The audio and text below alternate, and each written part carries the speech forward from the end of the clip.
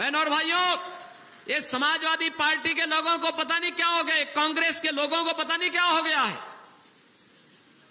इनका ये वरासत टैक्स औरंगजेब का जजिया कर है। औरंगजेब का नाम आपने सुना होगा, मुगल काल का सबसे क्रूर बादशाह माना जाता है। अयोध्या में राम मंदिर इसने तोड़ा, काशी में काशी विश्वनाथ का मंदिर इसने क्षतिग्रस्त किया, मथुरा के मंदिर को क्षतिग्रस्त इसने किया और लगातार देश के अंदर हिंदुओं को अपमानित करने का एक काम करता था। लेकिन इसने हिंदुओं के धर्मांतरण करने के लिए जजिया कर लगाया था, जजिया कर। और कांग्रेस समाजवादी पार्टी का ये वरासत टैक्स औरंगजेब का जजिया कर है, जजिया कर। और इसीलिए औरंगजेब, कोई मुसलमान भी अपने पुत्र का नाम औरंगजेब नहीं रखता, क्योंकि औरंगजेब ने सत्ता के लिए पहले अपने भाई की हत्या की और फिर अपने भाई की हत्या के बाद उसने फिर अपने बाप को जेल में बंद कर दिया। इसलिए कोई मुसलमान भी डर के मारे अपने पुत्र का नाम औरंगजेब नहीं रखता। लेकिन ये समाजवादी पार्टी और कांग्रेस की पार्टी में अब लगता है कि औरंगजेब की आत्मा घुस गई है, जो आप लोगों पर वह वरासत टैक्स लगाने का प्रयास कर रहा है।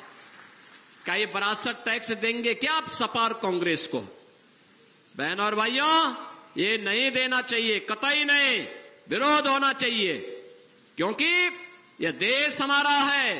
भारतीय जनता पार्टी मोदी जी के नेतृत्व में जनता जनार्दन की सेवा कर रही है।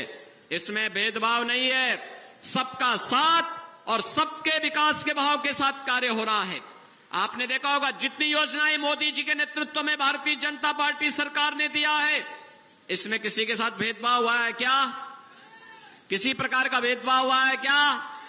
जब भेदभाव किसी के साथ नहीं है तो बहनों और भाइयों, फिर हमें भी इस बात को ध्यान में रखना होगा कि हम भी किसी के साथ कोई जो भेदभाव करने वाले दल थे, जो चेहरा देख करके करते थे। क्या कहा था डॉक्टर मनमोहन सिंह जी ने जब वो प्रधानमंत्री थे और समाजवादी पार्टी सपोर्ट कर रही थी उस सरकार को?